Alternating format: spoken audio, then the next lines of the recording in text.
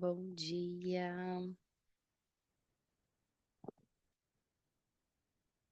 bom dia. Sejam todos bem-vindos a mais um dia de leitura do nosso livro A Arte de Viver. Eu dei uma parada porque eu tive que passar por um procedimento, porque eu estava com uma crise, de tontura, onde o médico achou que era labirintite, faz exames e não achava o que que era. E aí, claro que teria que ser algo holístico, né? E aí, depois de alguns exames, foi descoberto que era a tontura dos cristais. E a tontura dos cristais, a gente precisa fazer um movimento específico na cabeça para que os cristais voltem para o seu devido lugar. E aí foi feito todo o procedimento, então, graças a Deus, ficou tudo bem, deu tudo certo. Encontrei médicas maravilhosas, né, super atenciosas, dispostas aí a descobrir o que estava acontecendo. Só que a tontura é uma coisa chata, né? Então eu não conseguia realmente estar aqui 100%.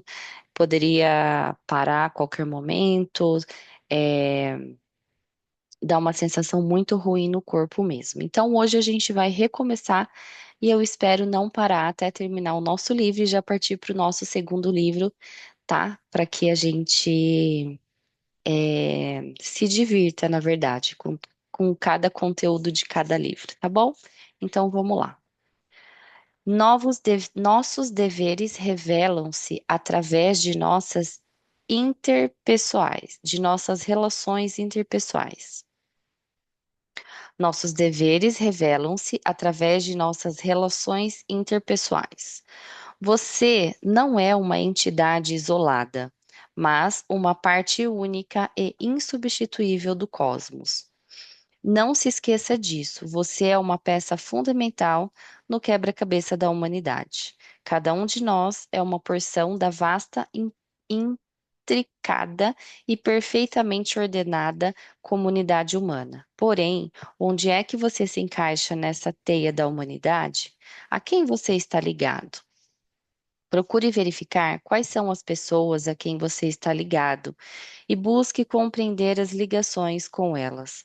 Nós nos situamos de maneira correta dentro do esquema cósmico quando identificamos nossas relações naturais com os outros e, a partir daí, definimos nossos deveres. Esses deveres emergem naturalmente dessas relações fundamentais, como as familiares, as de vizinhança, as do local de trabalho e da cidade ou país em que vivemos. Desenvolva o hábito de examinar os papéis que você desempenha, de pai ou mãe, filho ou filha, vizinho, cidadão, líder, e os deveres naturais que se originam desses países. Ao saber quem é você, ao saber quem você é e a quem está ligado, saberá o que fazer. Se existe, por exemplo, um homem que é seu pai, algumas exigências práticas e emocionais resultam disso. O fato de ele ser seu pai implica uma ligação básica e duradoura entre os dois. Você é naturalmente obrigado a sentir afeto por ele, ouvir seus conselhos, escutar com paciência os seus pontos de vista e respeitar a sua orientação. No entanto, vamos supor que ele não seja um bom pai. Talvez seja tolo e pretensioso, ignorante, grosseiro e tenha opiniões bem diferentes das suas. Será que a natureza dá a todo mundo um pai ideal ou dá simplesmente um pai?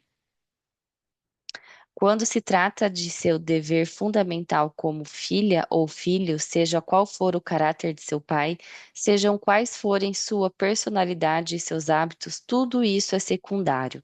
A ordem divina não designa pessoas ou circunstâncias de acordo com o nosso gosto ou a nossa preferência. Quer você o considere agradável ou não, esse homem, afinal de contas, é seu pai e você deve seguir todas as suas obrigações filiais. Suponhamos que você tenha uma irmã ou um irmão que não o trate bem. Que diferença isso faz? permanece o imperativo moral de reconhecer e manter seu dever fraterno fundamental para com ela ou ele.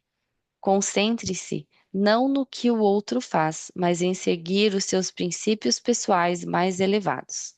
Sua meta pessoal deve ser a de buscar a harmonia com a própria natureza. Esse é o verdadeiro caminho para a liberdade. Deixe que os outros se comportem como quiserem, pois, seja como for, isso não está sob seu controle e, portanto, não é da sua conta. Engraçado, né? Lembrei agora de uma frase que eu falava para minha mãe: Mãe, vive a sua vida. Não que ela se intrometesse, ou interferisse na minha vida ou na vida do meu irmão, mas é que a preocupação dela, né, em querer que desse tudo certo, em querer que nós agíssemos da maneira que ela agiria, então, é, ou talvez ela até imaginasse se ele fizesse assim, se ele fizesse assado, porque nossos pais inevitavelmente eles têm uma carga de vida maior que a nossa, né? Quando nós nascemos, eles já eram maiores, já tinham uma idade considerável. Então, essa idade, essa vivência a mais, ela sempre vai existir. Então, muitas vezes, eles podem não ser, como disse aqui, né? O Epípeto fala, ele pode não ser um bom pai, mas ele é um pai. E quem falou que a gente precisa ter um bom pai? Onde está escrito que um pai tem que ser bom ao seu ponto de vista, ao seu olhar. Então, é muito interessante também que faz um link com a visão sistêmica, né? Com a sistêmica, de que quando você entende que o seu pai ou a sua mãe, eles não têm obrigação nenhuma com você, nenhuma, ele vai cumprir o papel dele, né? Até onde ele consegue, porque ele também traz bagagens e pode ser que ele não tenha uma bagagem legal para te oferecer. Então, ele vai fazer aquilo que ele achar melhor para você. Mas é, nós, como filhos e filhas, não temos que achar que eles devem algo para a gente. Eles não devem nada, porque o maior presente que eles poderiam ter nos dado é a vida, né? É o veículo para que a gente tivesse aqui nessa dimensão, né? Vivendo essa vida. Aí tem aquele que fala: Ah, mas eu não pedi para viver. Pediu sim, né? Você, acreditando ou não, existe um acordo, seja Deus, seja universo, seja o que quer que seja, que na verdade a gente não tem certeza de nada aqui. Mas foi feito sim, você se permitiu sim, você é uma, nós somos uma alminha, né? Que nós estamos na família que deveríamos estar, nós temos os irmãos que deveríamos ter, até para os nossos desafios, nossos aprendizados, evolução e desenvolvimento, né? E a gente sabe que cada serzinho é único, então, por exemplo, na minha casa, somos meu irmão e eu. Meu irmão realmente é mais velho, 4 anos mais velho, depois tem eu. Já na casa do meu pai, eles são em 13 irmãos, cada um à sua maneira, cada um com a sua personalidade, né? É, todo mundo tem 100% do pai e 100% da mãe, mas cada um com o seu jeito. Imagina se a minha avó ficasse querendo, que cada um fosse exatamente do jeito que ela quisesse, né? Não, ela ia enlouquecer. Então, cada um tem que realmente viver a sua vida. O que ela pôde oferecer, ela ofereceu. E o que ela pôde dar, que é o bem mais precioso, ela se permitiu com que cada ser desses 13 filhos viesse para a Terra para se desenvolver, para evoluir, né? O espírito de cada um vai estar passando por essa evolução, né? E é muito interessante também esse livro aqui. Parece que ele tinha que estar assim lá na escola, obrigatório para a leitura de todo mundo, porque é, as- hoje é, a humanidade está bem difícil, né? Porque eles não estão se colocando realmente nos seus devidos lugares, né? Aqui a gente fala de respeito básico, né? De comportamento básico, de saber respeitar as leis do próprio país em que vive e muitos não estão nem conseguindo ter o básico, né? Então, eu tô achando que esse livro ele cabe bem como um direcionamento aí, um é uma bula, né? Começou a aprender a ler, já começa a ler o livro, esse livro, para um direcionamento de posicionamento, né? De valores, né? Coisas que realmente se perderam. Mas vamos continuar. É, Quando procuramos agir fielmente como pessoas sensatas e decentes, buscando conformar nossos atos e intenções à vontade divina, não nos sentimos vitimados pelas palavras ou atitudes dos outros. Na pior das hipóteses, essas palavras ou atitudes nos parecem cômicas ou lamentáveis. Exceto no caso da séria agressão física. As outras pessoas não podem ferir você, a menos que você permita. E isso se aplica até mesmo quando o agressor é seu pai ou mãe, irmão, irmã, professor ou patrão. Não consinta em ser ferido e não o será. Essa é uma opção que está sob seu controle. Aqui, cabe muito a um aprendizado que eu tive depois que eu iniciei meus conhecimentos como terapeuta há 10 anos atrás, onde a gente aprende a não comprar o que o outro está te oferecendo naquele momento, que você não receba aquilo como um presente. Quando a gente ganha um presente, a gente recebe aquele presente, guarda, traz para casa, usufrui daquilo. Quando a pessoa solta uma palavra para você que você não é aquilo, ou você não gostou, ou aquilo realmente te feriu, vai de você ou não ficar com aquilo, né? Então, é só você não receber. Com o passar do tempo, eu fiz a minha especialização em Axis, né? Então, eu sou terapeuta de barra de Axis também. E aí você aprende a devolver. Então, por exemplo, você está numa situação, numa discussão, que é a coisa mais natural do universo, porque cada ser humano tem o seu ponto de vista. Então a pessoa te agride verbalmente. E aí você vai embora e aquilo te dá uma dor de cabeça, uma dor de estômago, dor nas costas. Cada corpinho vai reagir, refletir aquilo de alguma maneira. E o que que a gente aprende? Que você pode devolver aquela dor ao remetente com consciência anexada. Então, por exemplo, eu fui na casa da minha mãe, surgiu uma discussão e eu vim embora e eu estou com dor de cabeça. Então, essa dor de cabeça que não é minha, eu devolvo para minha mãe com consciência anexada.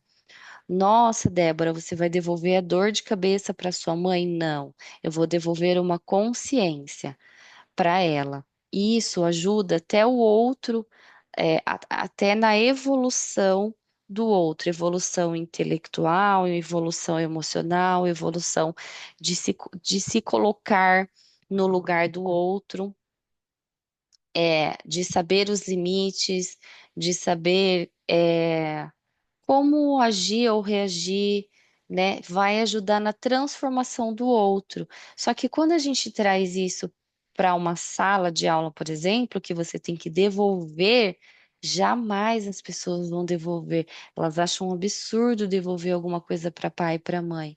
Mas eles são seres humanos. Eles nunca estiveram como pai e mãe antes de você estar aqui, ou pai e mãe de dois filhos antes do segundo filho estar aqui, eles nunca estiveram neste momento. Então, eles precisam de evolução também. E é como eu falei, a gente não devolve a dor, a gente devolve uma consciência, aí a pessoa vai receber aquela consciência. Então, como que pode ser o lado de lá? Eu devolvi a dor de cabeça para minha mãe com consciência anexada, porque eu sei que foi a discussão, aquilo que ela me falou que me machucou. Como que vai ser o lado de lá? Como ela vai receber? Exatamente dessa maneira, ela vai parar alguns momentos para refletir, ou ela vai receber um insight, ou ela vai escutar alguma coisa, ou alguém vai conversar com ela e vai falar, sei lá, de repente, olha, o formato da gente falar.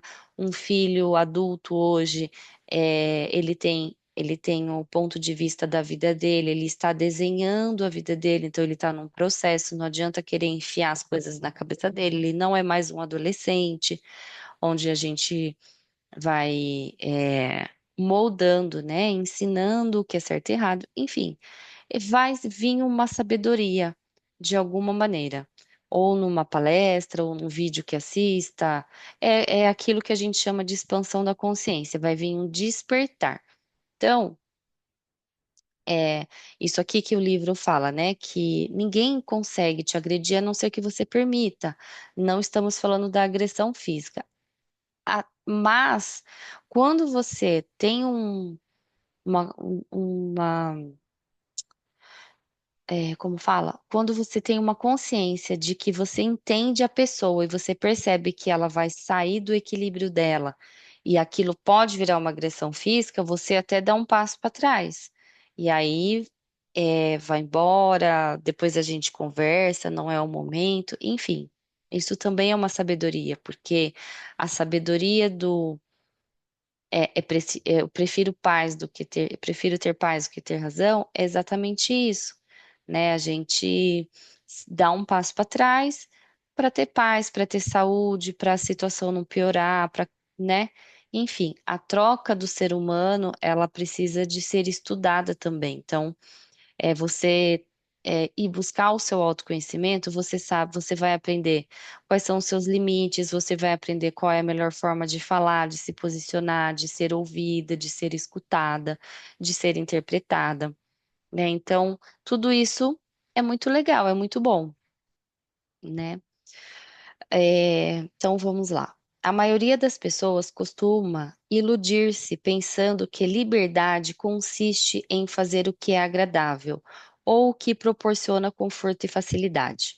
A verdade é que aqueles que subordinam a razão a seus sentimentos do modo são, na realidade, escravos de seus desejos e aversões.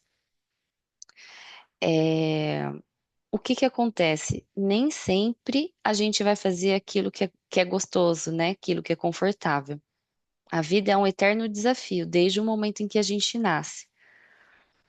E iludir o seu filho, iludir o seu neném de meses, de que a vida é perfeita, de que tudo vai ser conforme ela acredita que seja, isso é viver uma ilusão e a gente lida o tempo todo com tudo muito diferente daquilo que a gente imagina.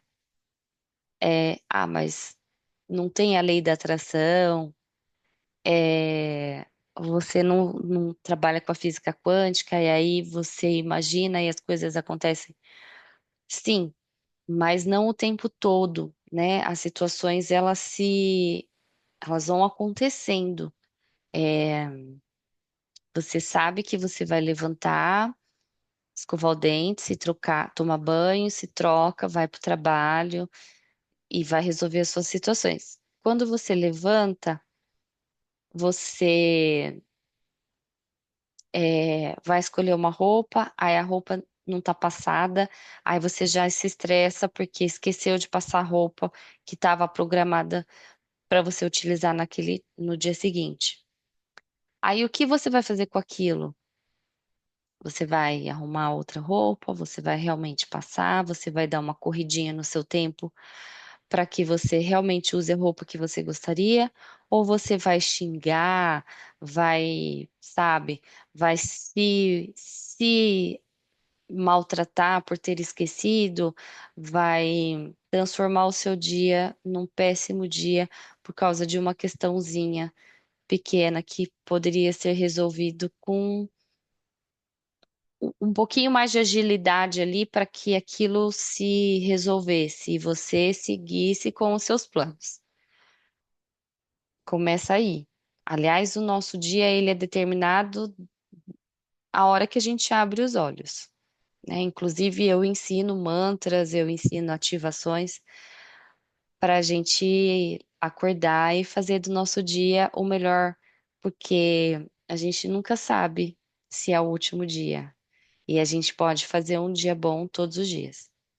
Aí você chega no seu trabalho, se você chega bem, pode ser que você chegue lá e não consiga iniciar suas atividades, porque a gente lida com pessoas.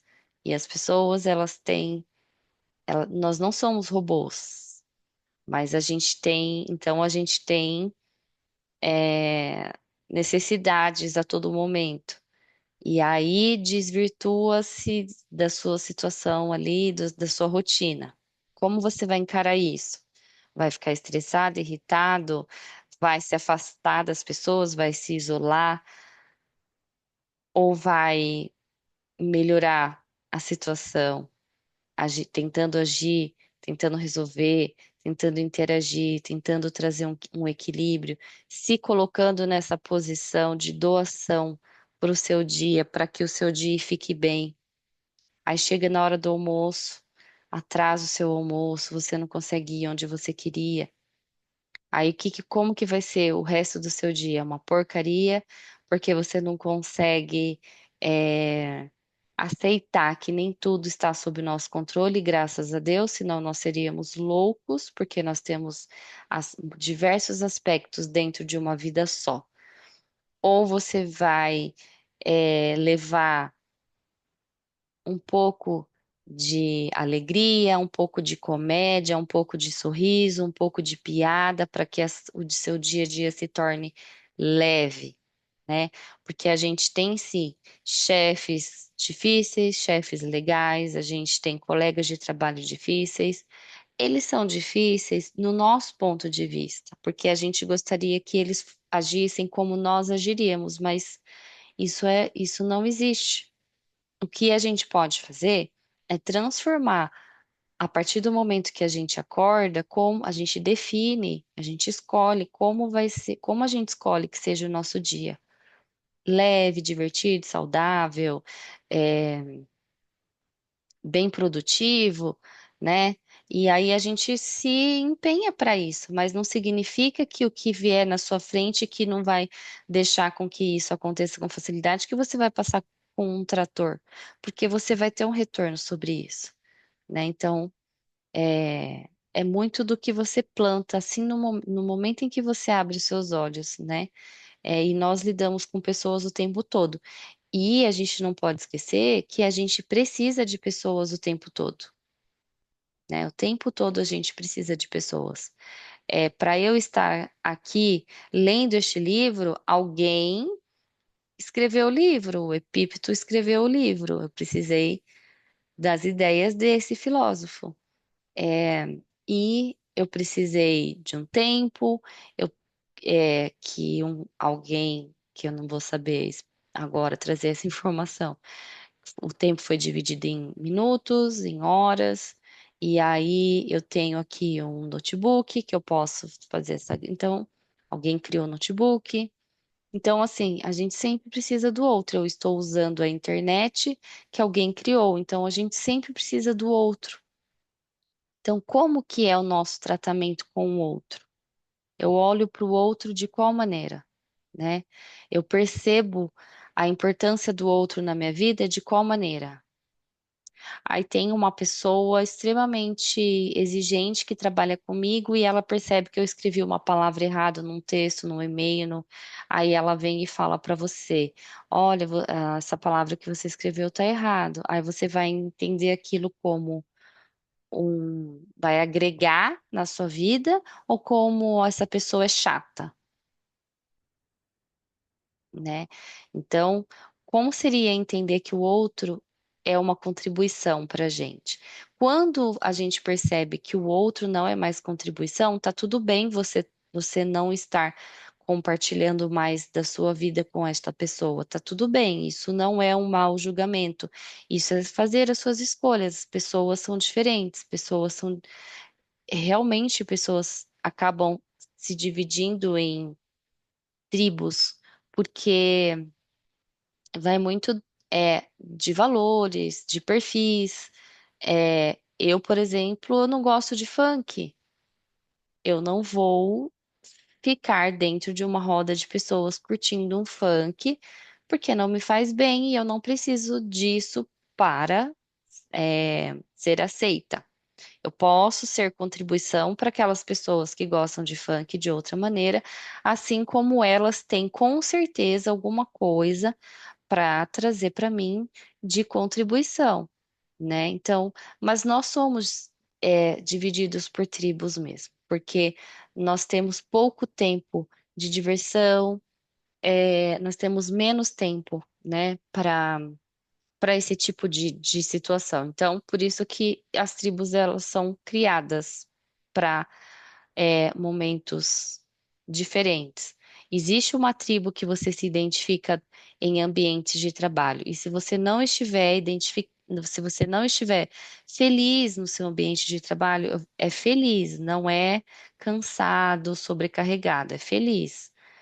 Não é o local para você estar, porque trabalho, demanda, quantidade a gente sempre vai ter, mas o nosso ambiente é o que faz a gente ficar doente, a gente ficar estressado, a gente ficar esgotado e trazer problemas emocionais. É o ambiente. Então, se você, inclusive, estiver se percebendo muito ruim, é o momento de olhar para isso e, de repente, executar uma troca de ambiente, uma troca de trabalho, né? E isso tudo faz parte da sua escolha e todo mundo tem esse direito, tá? De escolher estar em locais bons. E aí a gente volta também para questões de família. Vai chegar um momento em que pai e mãe realmente, depois que passa da fase adolescente, o filho ele tem que estar bem direcionado. É o seu papel como pai e mãe. E é muito engraçado porque vou fazer 42 anos e eu sou muito dos valores antigos. A minha criação, ela foi extremamente rígida, graças a Deus, e deu tudo certo. É, então, é muita questão de valores, né? Então, eu escolho passar esses valores para minha filha. Só que vai chegar um momento em que ela vai ter o direcionamento dos valores dela, o que faz sentido para ela. Aí é o momento de onde, se estiver havendo muito conflito, é o momento em que um jovem sai para trabalhar e trabalha longe e muda de casa e compra apartamento e vai fazendo as escolhas dele. Aí ele começa a adultecer. E tem pai e mãe que tem, sim, realmente um relacionamento tóxico com o filho, porque acha que o filho tem que estar o tempo todo em torno dele. E não, né? A gente tem que trazer essa consciência também de que nós, como filhos, adultecemos e precisamos seguir nosso caminho, e nós, como pai e mãe, a gente entende que um filho adultece e precisa seguir o caminho e as escolhas dele, e a percepção dele, o ponto de vista dele. E assim, para que você tenha a consciência tranquila, faça o seu papel. Tanto que aqui está dizendo que pai e mãe têm seu papel, né? Então vamos terminar esse capítulo. A liberdade autêntica nos impõe certas exigências. A liberdade autêntica nos impõe certas exigências. Ao descobrir e assimilar nossas relações fundamentais com os outros e ao desempenhar com entusiasmo nossos deveres, a liberdade verdadeira que todos anseiam ter torna-se realmente possível. Vamos lá para mais um capítulo. A essência da fidelidade. Nossa, eu coloquei esses dias um post no meu Instagram pessoal, né, da pessoa ser fiel. Ela tem que ser fiel com ela mesma, é a primeira coisa que ela tem que ser, e ela tem que ser fiel com o outro. E se ela estiver convivendo com pessoas que ela não consegue ter essa fidelidade, essa lealdade, ela está no lugar errado.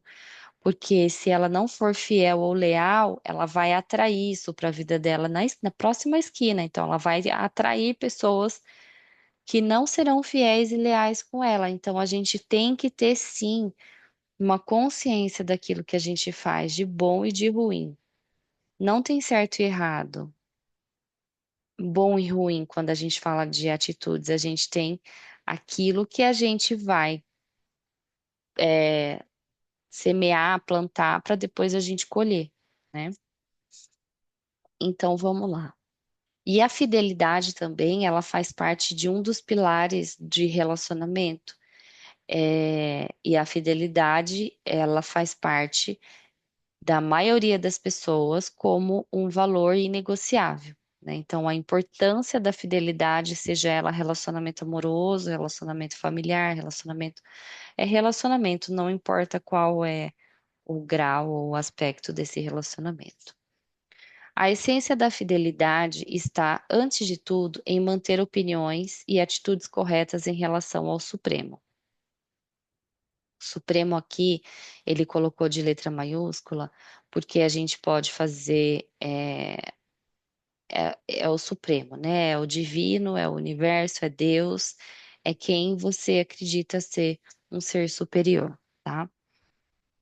Supremo, ao elementar. Lembre-se de que a ordem divina é inteligente e fundamentalmente boa.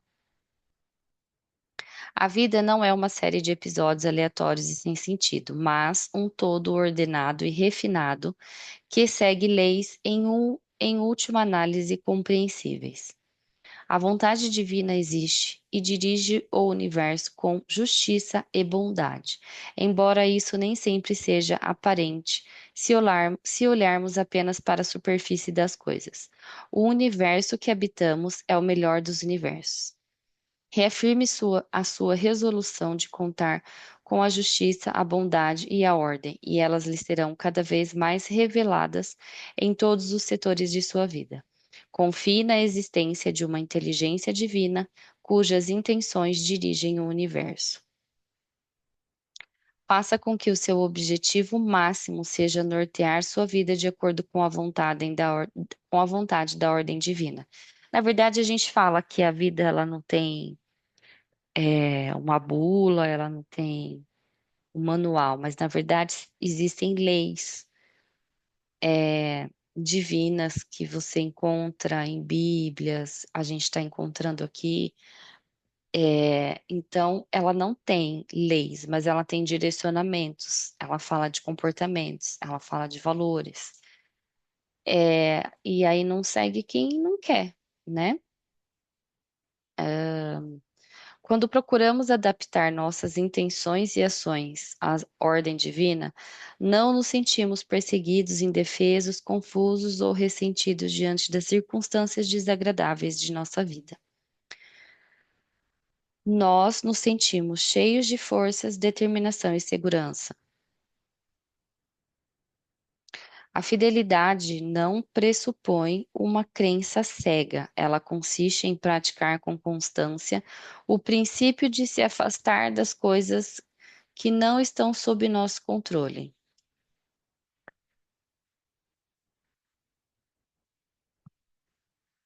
deixando-as evoluírem de acordo com o sistema natural de responsabilidades. Pare de tentar antecipar-se aos acontecimentos ou controlá-los. Em vez disso, aceite-os com boa vontade e inteligência.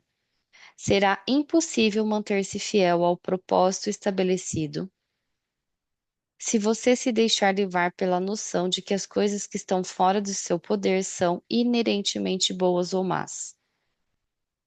Quando isso acontece, cria-se o hábito de atribuir aos fatores externos a culpa por nosso destino, e ficamos perdidos em uma espiral negativa de inveja, rivalidade, desapontamento, raiva e recriminação. Porque, por natureza, todas as criaturas que se afastam das coisas que acreditam lhe fazer mal e buscam e admiram as que lhe parecem boas e úteis.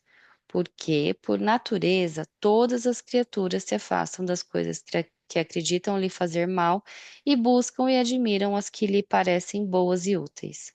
O segundo aspecto da fidelidade, então percebe que ele está falando da fidelidade com você mesmo. Você ser fiel aos seus valores, aos ah, seus sentimentos. E eu não vou estar aqui porque isso não faz bem para mim. Eu não vou fazer essa escolha, né? Porque isso não vai ser legal. Então, a primeira fidelidade é com a gente mesmo, ser fiel aos nossos valores, nossos princípios, às nossas vontades, né? O segundo aspecto da fidelidade é a importância de observar com prudência os costumes de sua família, de seu país e de sua comunidade. Desempenhe os rituais comunitários com o coração puro, sem cobiça ou extravagância. Agindo dessa maneira, você participa da ordem espiritual de seu povo e ajuda a promover as aspirações fundamentais da humanidade. A fidelidade é o antídoto da amargura e da perplexidade. Confere-nos a convicção de que estamos prontos para qualquer coisa que a ordem divina pretenda para nós. Sua meta deve ser a de enxergar o mundo como um todo integrado, inclinar fielmente toda a sua existência para o bem supremo e adotar como sua vontade da natureza, como sua a vontade da natureza. Então, quando você é fiel aos seus princípios, valores, e fiel também aos valores de onde você está, né? Fiel ao ambiente em que você se apresenta. Aqui ele fala de família, mas eu também trago para, porque ele fala da família e da comunidade. Quando a gente está num ambiente corporativo, lá também é uma família. Saindo daquela máxima de que nós somos uma família, vestimos a camisa, não é isso.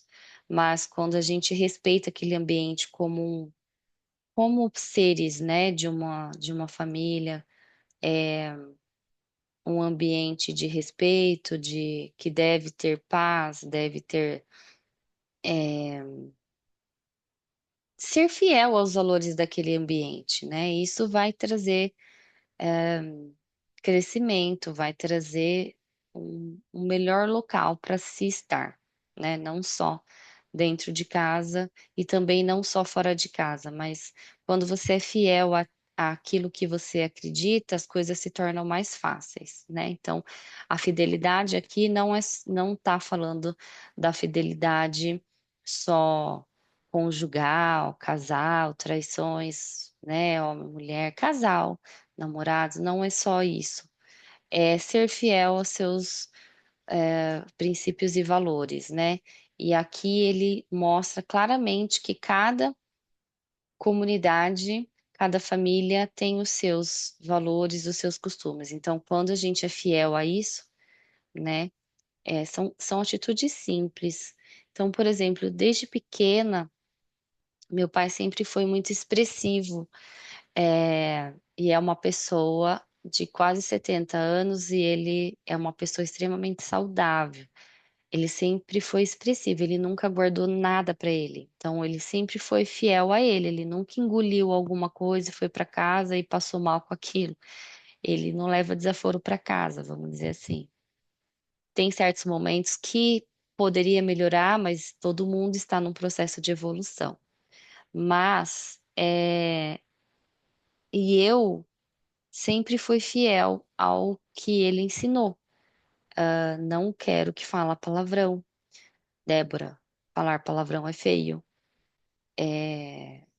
A mulher fica feio quando fala palavrão.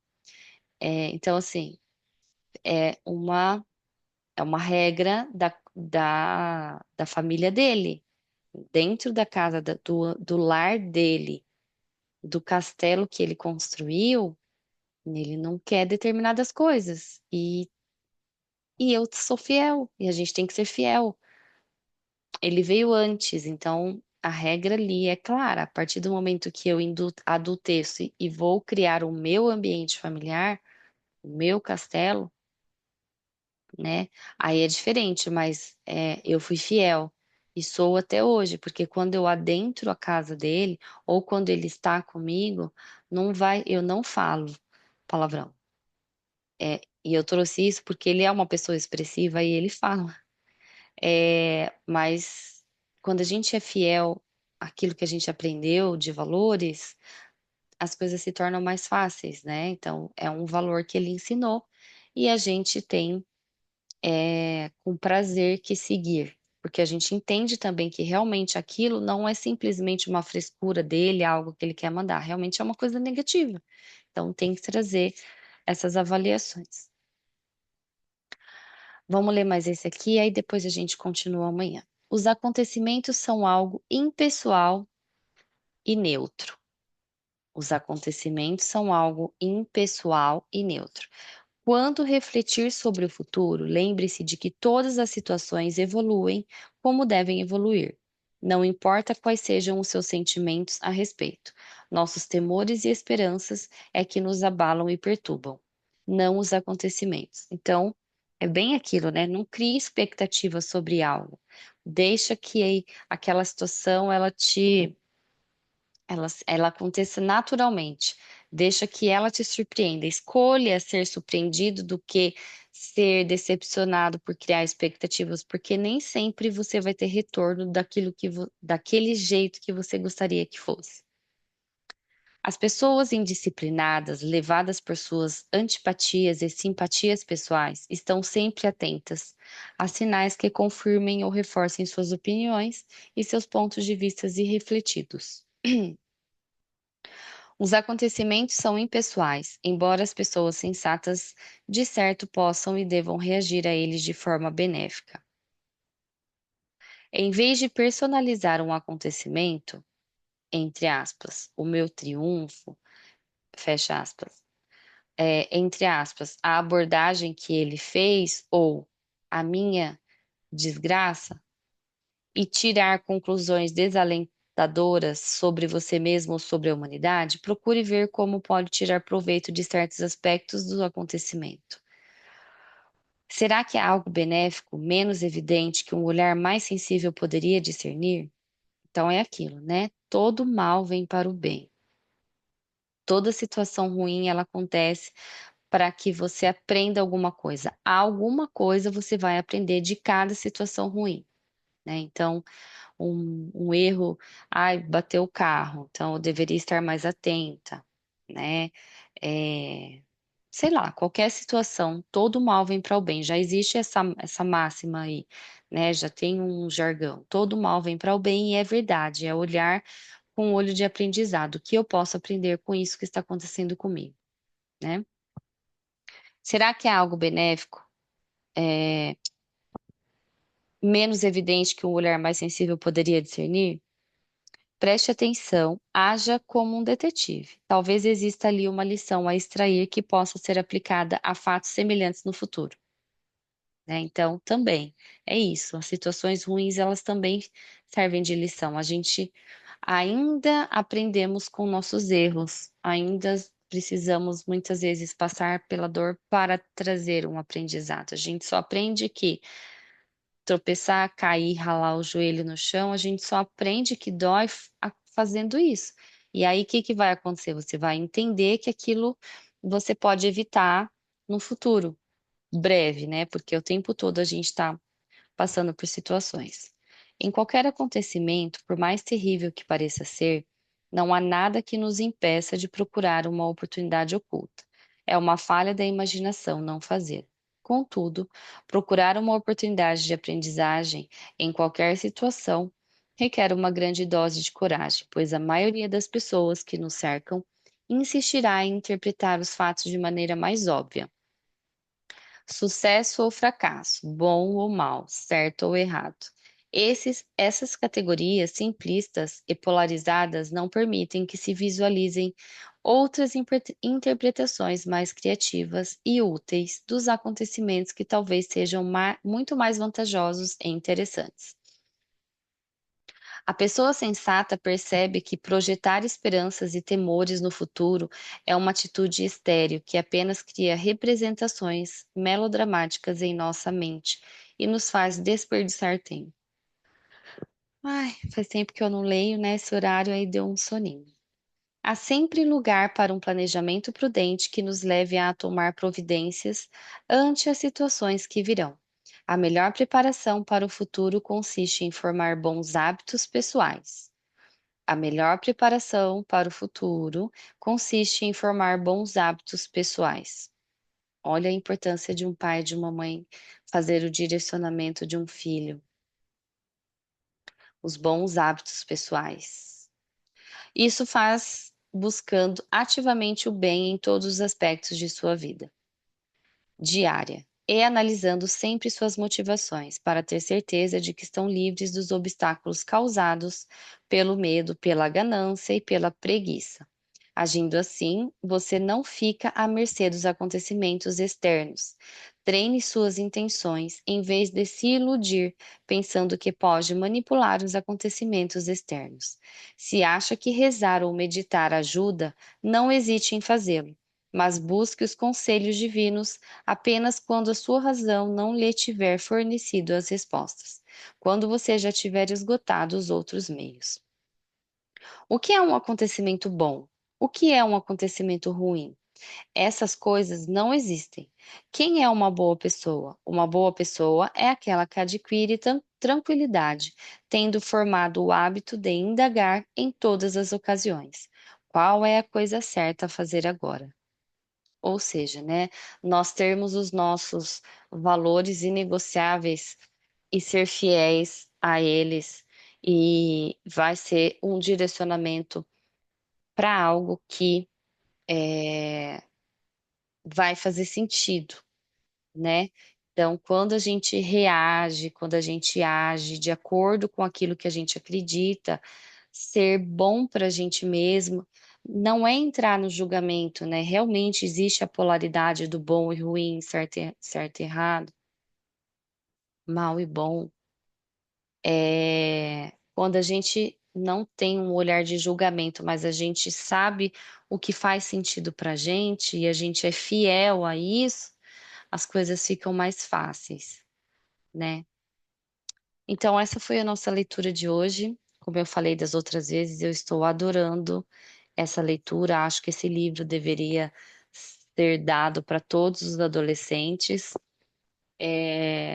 para que nós tenhamos adultos com mais consciência, mais organização, mais disciplina, né, e que não se perca realmente a consciência de que nós estamos evoluindo e a gente precisa evoluir cada vez mais. Eu percebo que, os adolescentes e nós também não temos que nós, eu acredito, não sei qual é a faixa etária que está aqui assistindo, a gente não deixa de evoluir. Eu, como uma profissional de terapia integrativa, energética, holística, eu fico estudando o tempo todo. Então, eh, a gente estuda comportamentos, a gente estuda a mente, a gente aprende o que que é a expansão da consciência, a gente aprende ferramentas, a gente aplica, eu como terapeuta holística, energética, a gente tem que aplicar a ferramenta na gente primeiro para depois,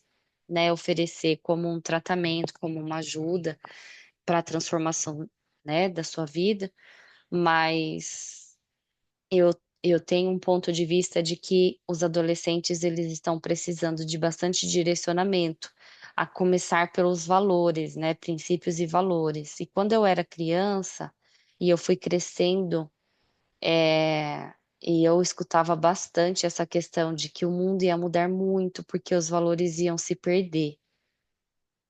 Então, quando eu passo, assim, na rua e eu vejo, por exemplo, um domingo à tarde, eu vejo muitos adolescentes, jovens, assim, com muita bebida, muita aqui eu não tô falando que é certo e errado, mas eu tô falando que um direcionamento, sabe, valores mesmo. A gente sabe que existem elementos na natureza, destrutivos, né, e não vai permitir que a pessoa evolua, cresça, desenvolva, crie, cocrie, né. E principalmente a saúde, né. Mas é isso, estou muito feliz de estar aqui mais uma vez, dando continuidade, eh, nessa leitura desse livro que eu gosto bastante. Muito obrigada por você que esteve junto comigo, um beijo, hoje é segunda-feira, não sei que dia você está lendo, mas que os seus próximos dias da semana sejam maravilhosos e não esqueçam de fazer essa escolha cada vez que abrirem os olhos, tá bom? Um beijo, muito obrigada.